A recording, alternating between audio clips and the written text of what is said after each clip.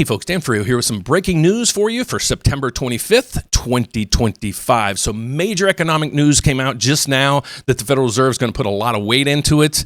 How's it affecting the markets? What's going to happen next? Well, that's what we're going to talk about in today's episodes, folks. So without further ado, let's get to the breaking news. So here's what we have. We have right through here. Well, let's go to this first. Jobless claims tumble to 218,000. That's good news for job seekers and the jobs market. It's not good news for mortgage rates. I'm going to show you how the bond market's reacting to that. But let's go over the numbers first. We go through here. Here's what I wanted to focus in on, the jobs report. The reason for that is, remember the Federal Reserve when they cut rates? We go over the captions and when they tell us why they cut rates. And the reason why they cut rates is because of the deterioration in the jobs market. Remember we had like a month ago, there's 1 million jobs just vanished. And then a couple weeks ago, we had another revision of another 250,000 people. So they were thinking there's going to be massive layoffs. Well, the data that we got today is not pointing that way. It's actually giving good news for the jobs market. That's not good news for Fed rate cuts. So let's get over to the data so I can explain it to you. Let me get my head out of the way for a second so you guys can see the data. Here's what just came in. Initial jobless claims. Last reading was 232,000. Okay, it was expected to go up from there to 233. It actually dropped down to 218,000. The good news here, though, is right through here. Continued claims. They're not piling on top of each other. Yes, they're over 1.9 million, but they're not increasing. Okay, so that's the good focal point. So this now tells us, okay, maybe the jobs market isn't so bad. So what the Federal Reserve is going to do? Well, they came over here and they're like, okay, the unemployment rate's probably going to spike up to 4.5%, maybe 5%. We got to cut. Well, based on this news now, maybe they don't have to cut. So let's see how the bond market's reacting to this. Oh boy. So how you read this market right through here is, if you're new to my channel, we focus in on this bond right through here. It's a mortgage bond that trades on Wall Street. This is basically what determines your mortgage rate. This, what we call LLPAs and profit margins at the bank. What you have to understand is that if the price of this bond goes down, rates are going up. So this means rates are going to pop up maybe about 0.05 today. So we'll be back at 6.4, maybe back to that 6.5 range that I've been saying would be in Q3. And that's where we were. And we came down quite a bit off of that right before the Federal Reserve cut. This was like 6.125 or 6.2. Then all of a sudden when they cut, it turned around once again and started increasing from there. How high are these going to go? Well, that's what we're going to try to focus in on. Is this going to be basically, is this going to settle the markets, or the market's going to kind of rally from here? So let's get over to some more news that we're going to get tomorrow, because this news is really going to be effective as well.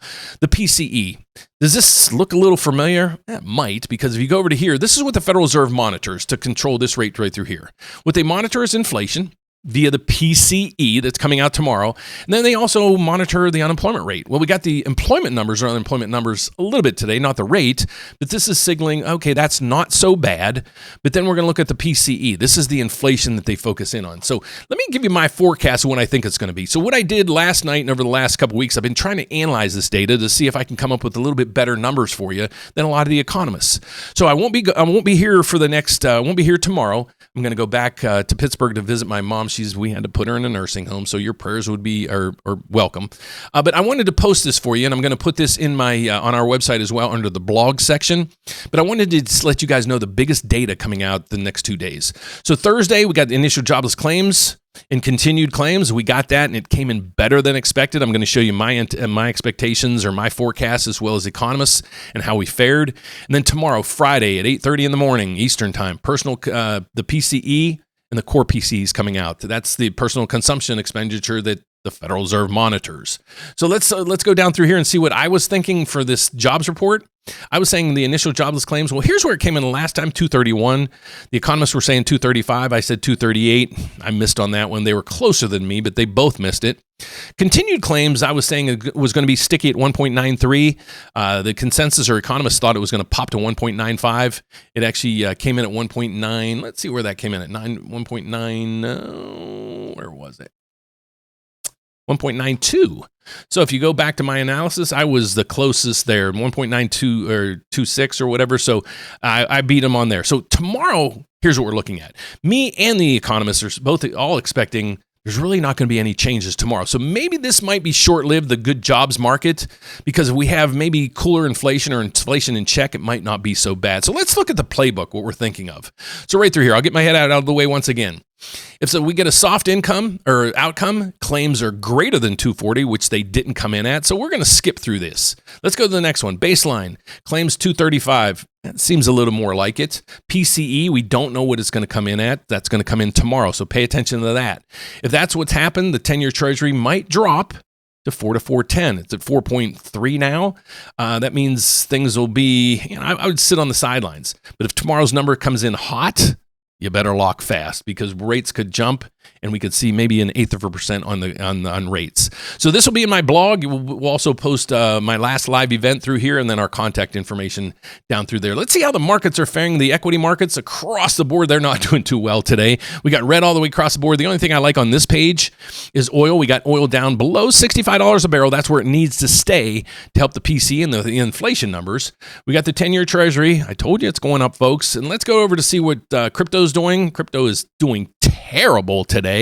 And then oil is down, and we just checked oil. So that's okay right through there. So let's go over and see what the Federal Reserve, based on this news now today, let's go over to the CME FedWatch tool to see what's the Federal Reserve expected to do in 34 days. Are they going to cut? Yesterday's number, there was a 95% chance they were going to cut. Let's see what it is now. Whoa. Okay, so here's what this was what this chart's telling me. Okay, if you go through here, this is where the federal funds rate is. Okay, well, the projected numbers. This is the meeting time. Right through here, the next meeting is on October 29th, 2025. There is an 89% chance that the Federal Reserve is going to cut the rates another 0.25%. This was 95% yesterday. So we're going to have to pay attention to what the PCE comes in tomorrow and a lot of the other economic news to try to figure out what's going to go on with these and the whys behind it, folks. So now on to me. Who am I and what do I do? So my name is Dan Frio. I actually do this report each day to help inform you guys what in the heck's going on with these and the whys behind it.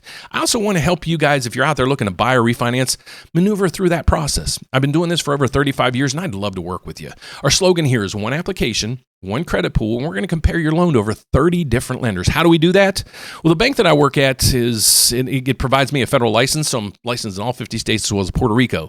The unique thing is we're setting up ourselves kind of like a big brokerage. And why do we do that? Well, we want to make sure when you call us that we have as many options for you as we can. So we've set up ourselves with over 30 other lenders. These are banks, lenders, credit unions to ensure when you guys call us, we're shopping and making sure we get you the best rate and the lowest fees in the market. You'd work with me or Alan directly through this whole entire process. If you want to find out how it works and to kind of dig in a little deeper, check out the rateupdate.com. You can reach out to us by the phone up through there. You can also contact me right through here, Ask Dan. If you're looking to buy, though, check out this program right through here. This will give you up to $7,000 in down payment assistance. The cool thing about this is you don't have to pay it back. So if rates go down further and you go to refinance, you don't have to worry about another $5,000, $10,000, $15,000, $20,000 in down payment assistance loan that you have to consolidate. This one you don't have to pay back. If you're looking to refinance and you're just like, Dan, I don't know what rate I need, and the rates move so much, can you help me with this? I can.